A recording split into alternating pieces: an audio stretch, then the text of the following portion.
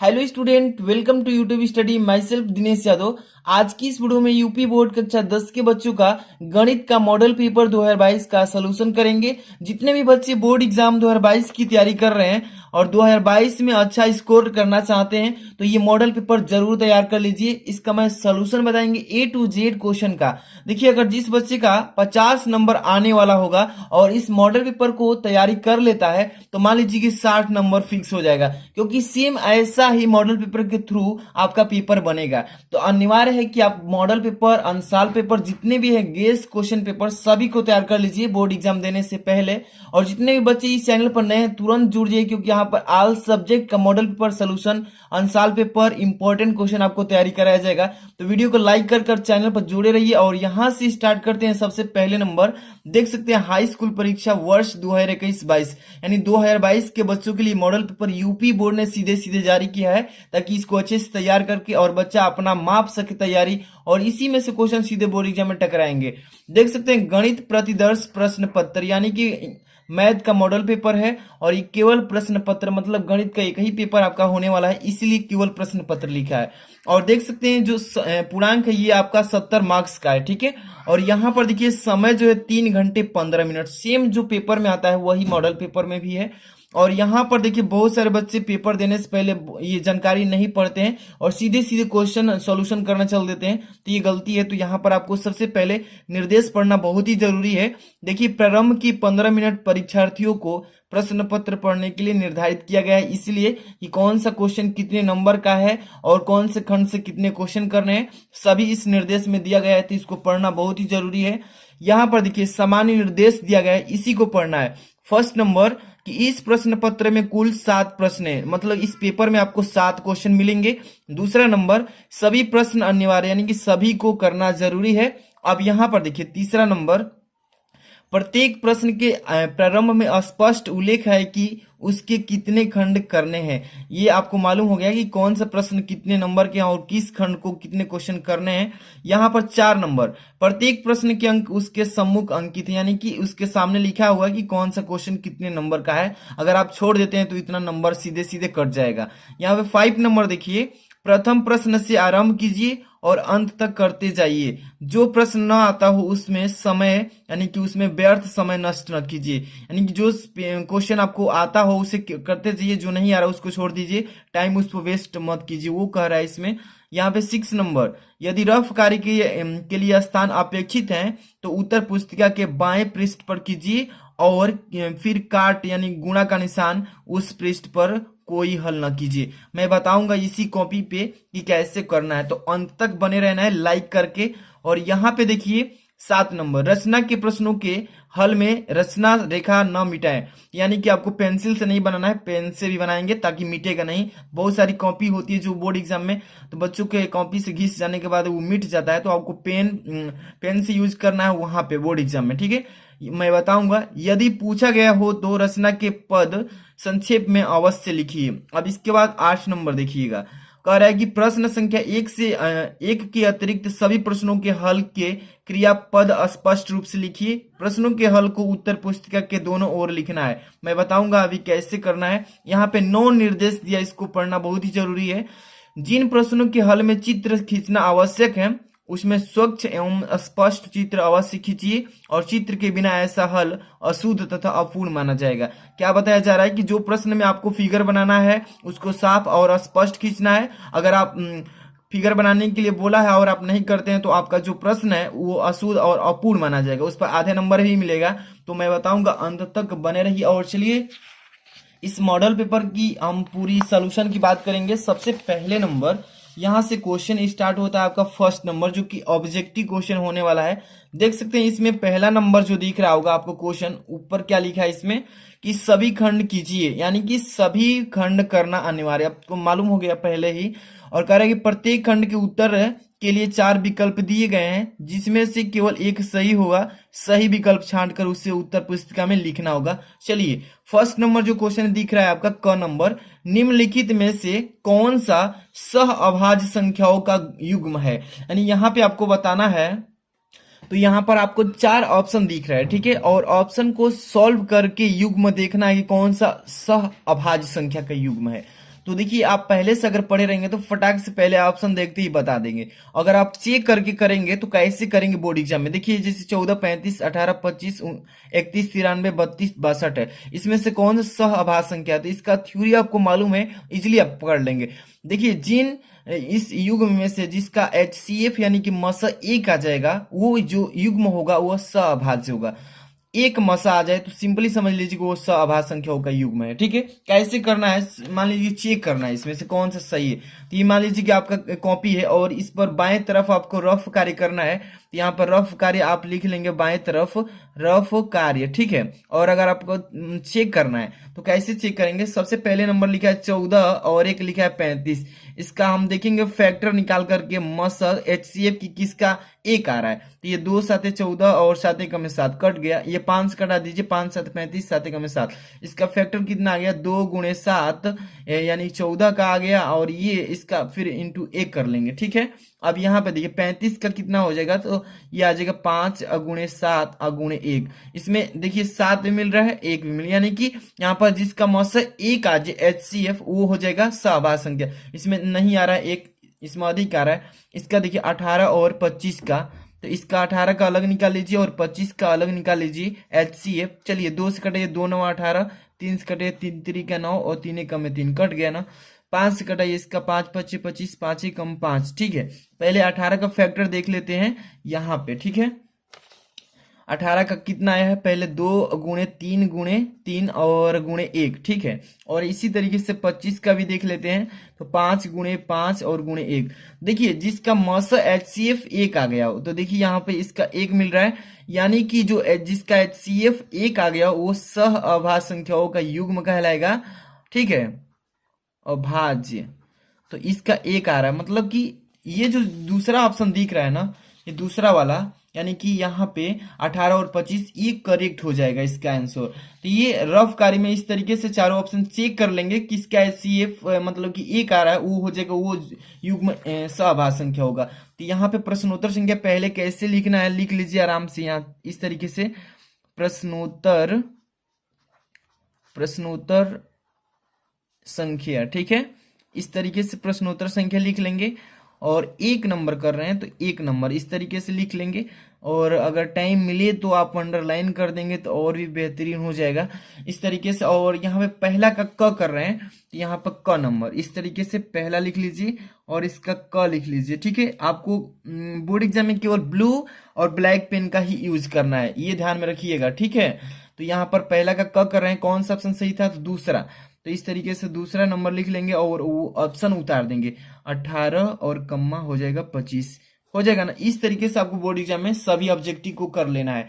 यहाँ पे देखिए दूसरा यहाँ पे क्या बोल रहा है, ध्यान से देखिए कि द्विघात समीकरण 3x² minus 4x equal to 0 के मूलों का गुणनफल। देखिए मूलों का गुणनफल पूछा है, बहुत ही इजी क्वेश्चन है, और इसी तरीके का क्वेश्चन आता है नॉर्मल क्वेश्चन 1 नंबर में। तो यहाँ पर मूलों का गुणनफल पूछा है, पहले यहाँ पे क्या दिया है 3x² minus 4x equal to 0 ये दिया है, और इसमें मूलों का गुणनफल पूछा है। तो इसको 2 तरीके से कर सकते हैं। पहले तो आपको एक फॉर्मूला याद होना चाहिए कि मूलों का गुणनफल का फॉर्मूला क्या होता है, तो यहां पर लिख देता हूं, मूलों का गुणनफल क्या होता है, alpha into beta equal to होता है अचर पद, और बटे में होता है आपका x² का गुणांक। चलिए अचर पद देखेंगे, अचर पद यहाँ पे क्या है, तो 0 है। अचर पद क्या है, 0 है, यानी ये a के जगह पे 3 है, b के जगह पे क्या है, यहाँ पे -4 है, और c की जगह पे कुछ नहीं है, 0 है। अचर पद यहाँ पे क्या हो जाएगा, तो 0 हो जाएगा। और यहाँ पर देखिए x² का गुणांक इसमें क्या है, तो x² की जगह पे 3 है, इसके बटा में 3 लिख लो। और किसी भी संख्या मतलब 0 में किसी भी संख्या से अगर डिवाइड करते हैं तो उसका वैल्यू जो आता है 0 हो जाता है। इसलिए इसमें कौन सा ऑप्शन सही है, यानी कि पहला नंबर, तो ये हो जाएगा इसका पहला नंबर आंसर। ठीक है, तो इसी तरीके से आपको बोर्ड एग्जाम में पहला का ख, यहाँ पे एक लाइन छोड़ के पहला का ख लिखेंगे इस तरीके से, कौन सा ऑप्शन सही है, यानी कि पहला ही ऑप्शन सही है, तो इस तरीके से, और 0 आंसर आ रहा है, इस तरीके से लिख देंगे।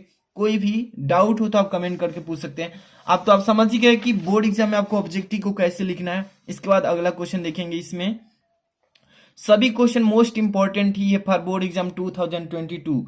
अब यहां पर देखिए ग नंबर, समरूप त्रिभुजों की विशेषता होती है कि, देखिए कह रहा है कि समरूप त्रिभुजों की जो विशेषता होती है क्या, यहाँ पे ऑप्शन पढ़िएगा। फर्स्ट नंबर, उनकी संगत भुजाएं समानुपातिक हो।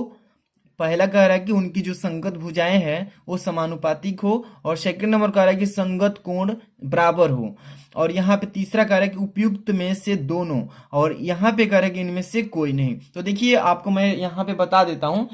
सबसे पहले नंबर, जो समरूप त्रिभुज होंगे, यानी कि जिस त्रिभुज का रूप समान हो, यहाँ पर मान लीजिए दोनों समरूप त्रिभुज हो गए, तो इसमें उनकी संगत भुजाएं, इनकी ए बी सी, इसका दे देते हैं पी क्यू आर, ठीक है।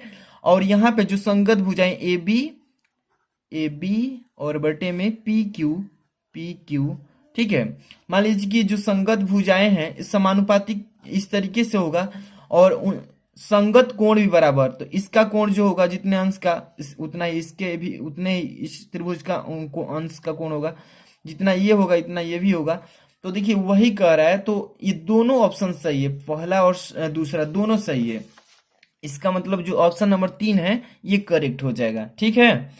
कहीं भी डाउट हो तो आप कमेंट करके पूछ सकते हैं। इसके बाद अगला क्वेश्चन देखेंगे। इसमें क्या लिखा है, घ नंबर, कि काश 60 अंश और इंटू है, काश 30 अंश और माइनस है, साइन 60 अंश और इंटू साइन 30 अंश। देखिए बहुत ही नॉर्मल तरीके से कर लेंगे, अगर आपको ट्रिग्नोमेट्री टेबल याद होगा तो बस मान को रख देना है, कैलकुलेशन करके इसका आंसर निकाल लेना है। बहुत ही सिंपल है, देखिए इसका मैं करके दिखाता हूँ। सिंपल तरीके से यहाँ पे आपको लिख लेना है, काश 60 अंश है ना, तो काश 60 अंश का 1/2 और इंटू काश 30 अंश का यहाँ पे √3/2, ठीक है। और यहाँ पे माइनस है तो यहाँ पे आप भी माइनस लगा लीजिएगा। साइन 60 अंश का मान कितना होता है, तो साइन 60 अंश का मान √3/2 और इंटू यहाँ पे साइन 30 अंश, इसका मान होता है 1/2। बहुत ही इजी क्वेश्चन है और इसको सॉल्व करेंगे बहुत इजी। 1 में √3 से √3 हो जाएगा, और 2 2 नीचे 4 हो जाएगा। यहाँ पे माइनस है तो माइनस, √3 में 1 से करेंगे √3 और 2 2 नीचे 4, और प्लस माइनस से दोनों संख्या इक्वल है तो कट जाएगी, और इसका मान कितना आएगा, तो 0 आ जाएगा। इसलिए ऑप्शन कौन सा सही है, तो ये फर्स्ट नंबर ऑप्शन सही है, ठीक है। आपको बोर्ड एग्जाम में कैसे लिखना है तो मैं बहुविकल्प भी बता ही दिया हूँ, आगे की अभी बताएंगे कैसे करेंगे। यहाँ पे क्वेश्चन देखिएगा, अंग नंबर फर्स्ट का आंसर, यहाँ पे देखिए, निम्नलिखित में से कौन सी केंद्रीय प्रवृत्त की माप नहीं है। ध्यान समझिएगा, केंद्रीय प्रवृत्त की माप नहीं है, यानी कि यहाँ पे ऑप्शन पहले पढ़ेंगे फिर मालूम करेंगे। माध्य दिया है, बहुलक दिया है, माध्यिका दिया है, मानक विचलन दिया है। तो ध्यान दीजिएगा, कभी भी अगर केंद्रीय प्रवृत्त की माप निकालते हैं तो इसका तीन तरह से ज्ञात कर सकते हैं। फर्स्ट नंबर, एक तो माध्य से भी ज्ञात करते हैं, एक बहुलक भी के तरीका से निकाल सकते हैं, और एक माध्यिका से भी। मतलब तीनों को घुमा फिरा कर केंद्रीय प्रवृत्त का माप 3 तरीके से निकाल सकते हैं, लेकिन एक ऐसा इसमें ऑप्शन दिया है जो कि वो केंद्रीय प्रवृत्त का माप उससे नहीं निकलता है। कौन सा है, तो 4 नंबर, यानी कि मानक विचलन। इससे हम लोग नहीं निकाल सकते हैं, और नहीं तो माध्य से भी निकाल सकते हैं, बहुलक से भी निकाल सकते हैं, और माध्यिका से। तीनों से हम लोग क्या कर सकते हैं, केंद्रीय प्रवृत्त की माप आसानी से निकाल सकते हैं। लेकिन जो चौथा नंबर ऑप्शन है मानक विचलन, ये गलती है, ठीक है, तो यही नहीं है माप, ठीक है। तो option number 4 is the right option.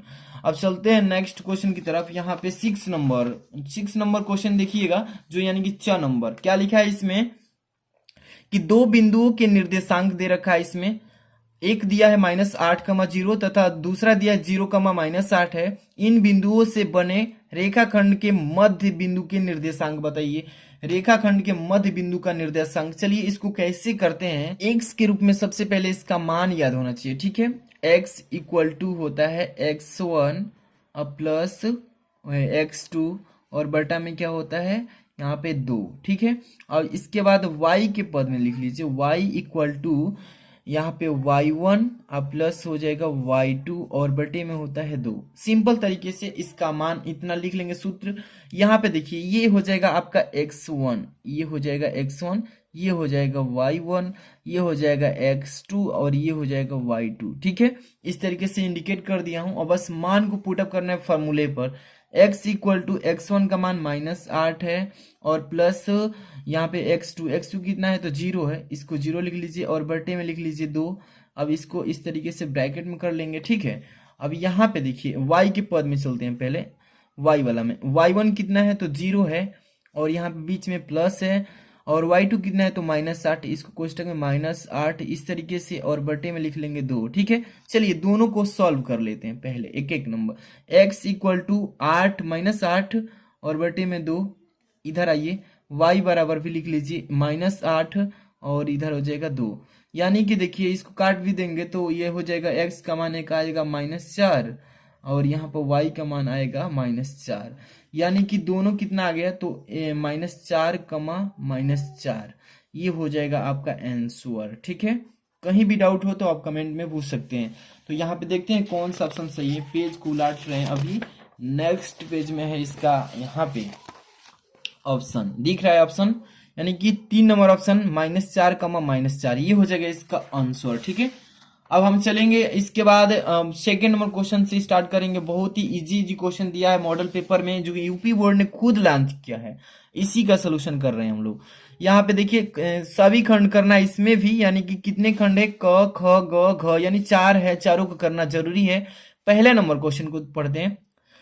पहला क लिखा है कि द्विघात समीकरण 2x² - 4x + 3 = 0 का विविक्तर ज्ञात कीजिए। यानी विविक्तर यानी कि डी का मान ज्ञात करना है और कह रहा है कि फिर मूलों की प्रकृति बताइए कि जो उसका मूल है डी का मान किस प्रकृति का है। बस 2 ही चीज हमें फाइंड आउट करना है। चलिए सबसे पहले नंबर जो इसमें समीकरण दिया है उसको लिख लेते हैं। ठीक है, क्या लिखा है कि 2x² - 4x + 3 = 0।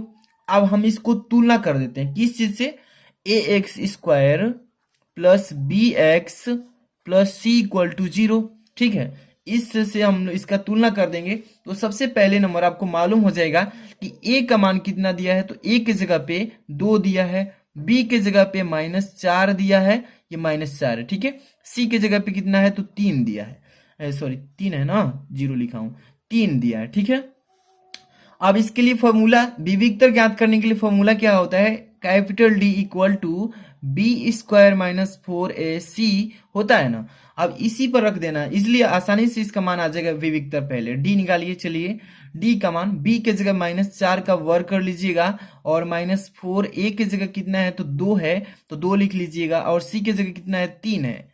अब इसका कैलकुलेशन कर लीजिए, d इक्वल टू -4 का वर्ग कितना होगा तो 16 हो जाएगा और -4 दूनी के और 8 तरीके 24। ठीक है, तो इतना हो जाएगा। d का मान कितना आ गया, -24 में से +16 घटाइए -8। अब देखिए अब ये आ गया हमारा विविक्तर d और ये भी किस में आया तो माइनस में 8 है आया, और इसका प्रकृति पूछा है ना, तो प्रकृति पूछा है कि मूलों का जो प्रकृति होगा क्या होगा, तो यहाँ पर d इज लेस देन 0, मतलब कि जो d का मान आया है वो 0 से क्या है छोटा आया है, यानी कि जो ये ऋण में आया है ना तो ये हो जाएगा, मतलब कि 0 बड़ा हो जाएगा इसके विविक्तर से। तो 8 और ये 8 माइनस में तो -8 छोटा हो गया 0 से, तो इसका जो प्रकृति होगा काल्पनिक होगा। क्या होगा, काल्पनिक, यानी कि काल्पनिक होगा, वास्तविक ना होकर के क्या होगा काल्पनिक होगा। इस तरीके से आपको करना है। आगे की तरफ चलते हैं। क्वेश्चन नंबर यहाँ पे सेकेंड नंबर क्या लिखा है, क्वेश्चन ध्यान से पढ़ना है आपको। कह रहा है कि यदि काट a = 8 हो तो साइन a और सेक a का मान बताइए। बहुत ही सिंपल क्वेश्चन, जैसे ना एक एक नंबर वाला क्वेश्चन इसी टाइप से आएगा और आपको तैयार कर लेना है ताकि बोर्ड एग्जाम में कोई भी क्वेश्चन ना छूटे और क्वेश्चन देखते ही आप सोल्यूशन कर दें आराम से। तो यदि 15 काट a = 8 हो तो साइन a और सेक a का मान ज्ञात करना। Simple question. सबसे पहले आप पाइथागोरम थ्योरम जो पढ़े होंगे उसी पर तो है, तो सबसे पहले इसका लिख लेते हैं 15 काट a = 8। ठीक है, इसको पहले काट के रूप में चेंज कर लीजिए। काट ए इक्वल टू 8 और ये 15 इधर आएगा तो बटे में चला जाएगा। ठीक है, सबसे पहले नंबर यहाँ पे एक ट्रियंगल बना लेते हैं। ठीक है, और यहाँ पे इसका नाम दे देते हैं ए कोण बी सी। ठीक है, यहाँ पे समरूप त्रिभुज के रूप में बनाए हैं।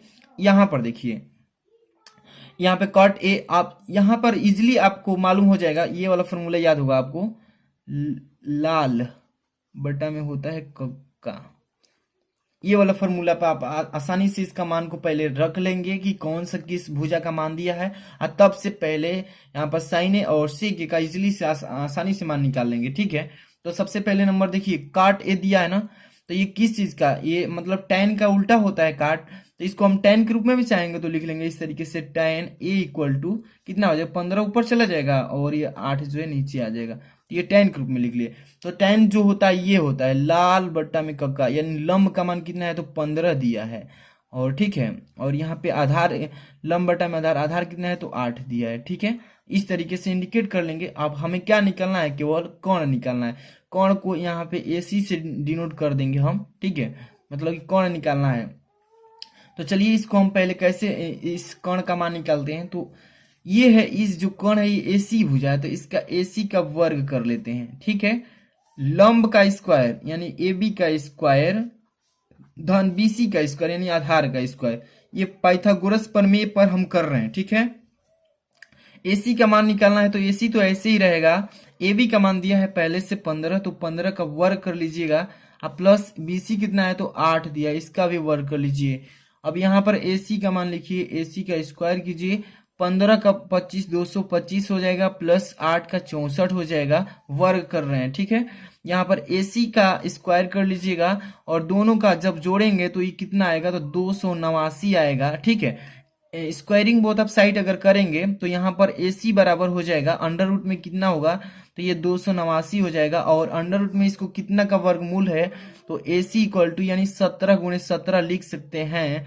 यहाँ पे 17 गुणे 17 और एक 17 बाहर जाएगा, तो सीधे सीधे AC का मान कितना आ गया, 17, यानी कर्ण का मान जब हमने फाइंड कर लिया कितना, 17 आ गया। तो अब इजिली यहाँ से हम साइन ए का मान और सेक ए का मान निकालेंगे कि नहीं। साइन ए बराबर, फॉर्मूला आप देखिएगा ध्यान से, साइन ए बराबर क्या होता है, यहाँ पे लाल बटा कंका यानी कि लंब बटा में कोण, साइन ए बराबर लंब कितना है, तो हमारा 15 है, तो 15 लिख लीजिए, और कोण कितना है, कोण अभी निकाले हम लोग 17 आया है, तो यहाँ पे 17 लिख लेंगे। आ गया कि नहीं आ गया साइन ए का मान। इसी तरीके से अब हम सेक ए का मान निकालेंगे। यहाँ पे सेक दिया है ना, तो सेक ए का मान फाइंड आउट करना है, तो ये भी आपको मालूम होना चाहिए। तो ये हो जाएगा सेक ए बराबर निकालना है, यानी कोण बटा में हो जाएगा आधार, तो कोण कितना है, तो हमारा 17 आया है, और आधार कितना है, तो 8। इसी तरीके से आप इजिली फाइंड आउट कर लेंगे। कहीं भी डाउट हो तो पूछ सकते हैं, बस आपको फॉर्मूला याद होना चाहिए। अब हम चलते हैं अगला क्वेश्चन की तरफ, जो कि देख सकते हैं अगला क्वेश्चन इसमें क्या दिया है। ग नंबर, यदि दो समरूप त्रिभुजों का क्षेत्रफल क्रमशः 121 वर्ग सेंटीमीटर तथा 289 वर्ग सेंटीमीटर है, तो इसकी संगत भुजाओं में अनुपात बताइए। बहुत ही इजी क्वेश्चन, और इसी टाइप से अगर पूछे तो आपको करना कैसे है, देखिए ध्यान से। दो समरूप त्रिभुज, और वो भी जिसका क्षेत्रफल क्रमशः के रूप में दिया है, वो भी वर्ग सेंटीमीटर में, तो इनकी संगत भुजाएं। सबसे पहले तो आपको मालूम होना चाहिए, यहाँ पे मैं बता रहा हूं, ध्यान से देखिएगा। देखिए पहले दो समरूप त्रिभुज बनाइए, दो समरूप त्रिभुज, इसका नाम दे देते हैं ABC। एक और बना लीजिए, इसका भी नाम दे देते हैं PQR। ठीक है, दोनों समरूप त्रिभुज, और दोनों का क्षेत्रफल, ये देखिए, ये जितने अंश का कोण होगा उतना ही इस त्रिभुज का भी होगा, ये जितने अंश का उतना ये भी होगा, ये जितने अंश का कोण होगा ये भी उतने ही अंश का, क्योंकि दोनों समरूप त्रिभुज कह रहा है इसमें। यदि दो समरूप त्रिभुजों का क्षेत्रफल, दोनों का क्षेत्रफल दिया है, एक का दिया है पहला का 121 वर्ग सेंटीमीटर, दूसरा का 289 सेंटीमीटर, तो इनकी संगत भुजाओं का अनुपात। तो देखिए ये जो संगत भुजाएं होता है ना, ये दोनों का अनुपात के रूप में होता है, इक्वल होता है। तो यहाँ पर देखिए संगत भुजाओं का फॉर्मूला पहले क्या होता है, तो देखिए यहाँ पर पहले लिख लेंगे कि त्रिभुज ABC और बटे में अनुपात के रूप में कह रहा है ना, तो यहाँ पे त्रिभुज PQR। ठीक है, ये त्रिभुज हो गया। अब इसका फॉर्मूला क्या होता है कि इनकी संगत भुजाओं का अनुपात, तो देखिए कभी भी दो समरूप त्रिभुज की जो संगत भुजाएं होती है उनका अनुपात वर्ग के रूप में होता है, वो भी इक्वल होता है। जैसे कि ए बी बटा में लिखेंगे यहाँ पे पी क्यू का वर्ग इक्वल टू, इसी तरीके से बी सी यहाँ पर लिखेंगे बी सी बटा में क्यू आर ये भी हो जाएगा इसके वर्ग के बराबर। अब ए सी और बटे में क्या हो जाएगा पी आर इसका हो जाएगा वर्ग के रूप में। तो देखिए जब बराबर होगा किसी एक को ही हम निकाल लेंगे तो सभी का निकल जाएगा, फाइंड आउट। तो दिया है इसमें इसका क्षेत्रफल दिया है, तो यहाँ पर 121 दिया है क्षेत्रफल, ये इसके जगह पे हम रख रहे हैं क्षेत्रफल त्रिभुज एबीसी बटा त्रिभुज पी क्यू आर की जगह पे वही लिख रहे हैं 121 और बटे में कितना एक दिया है 289 और इसका क्या होता है वर्ग के रूप में।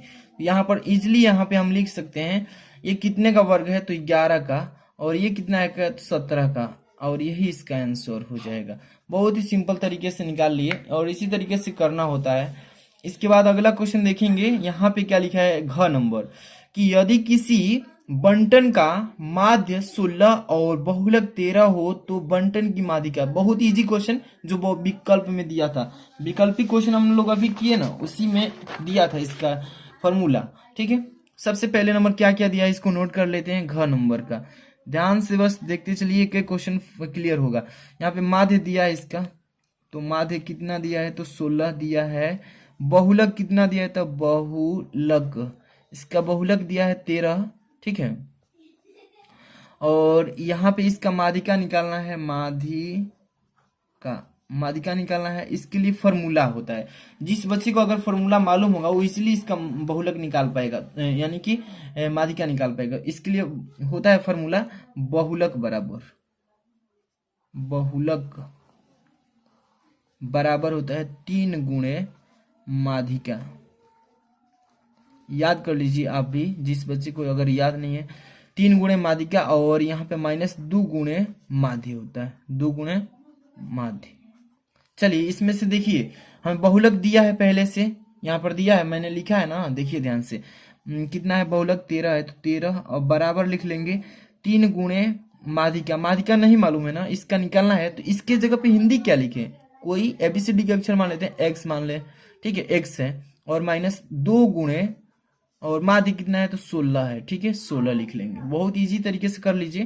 13 बराबर 3x हो जाएगा और -16 दूनी के 32 हो जाएगा। चर अचर को एक साइड कर लीजिएगा, 13 है पहले से, आइए 32 जो है माइनस में इधर आएगा तो प्लस में 32 और इधर हो जाएगा 3x।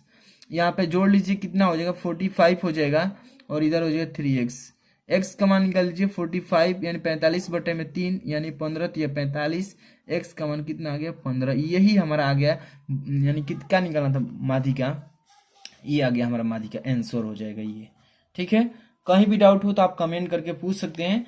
और यहाँ के बाद आप देखिए नेक्स्ट क्वेश्चन यहाँ पे क्या है, तीसरा सभी खंड करना है। इसमें भी इसका वीडियो मैं नेक्स्ट वीडियो में लेकर आऊंगा, वीडियो लंग हो जा रही है तो अपलोडिंग में थोड़ा दिक्कत होता है, तो यहाँ पर नेक्स्ट वीडियो में इसका सोल्यूशन प्रोवाइड करेंगे। जितने बच्चे लाइक किए नहीं किए लाइक कीजिए, शेयर कीजिए, ज़्यादा से ज़्यादा शेयर करते हैं लाइक करते हैं, इसका पूरा सोल्यूशन मैं नेक्स्ट वीडियो में प्रोवाइड कर दूंगा। चैनल पर नहीं तो सब्सक्राइब कीजिए, और टेलीग्राम का वीडियो के डिस्क्रिप्शन में लिंक है।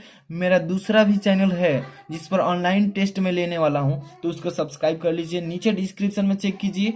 मिलते हैं नेक्स्ट वीडियो में, थैंक्स फॉर वॉचिंग।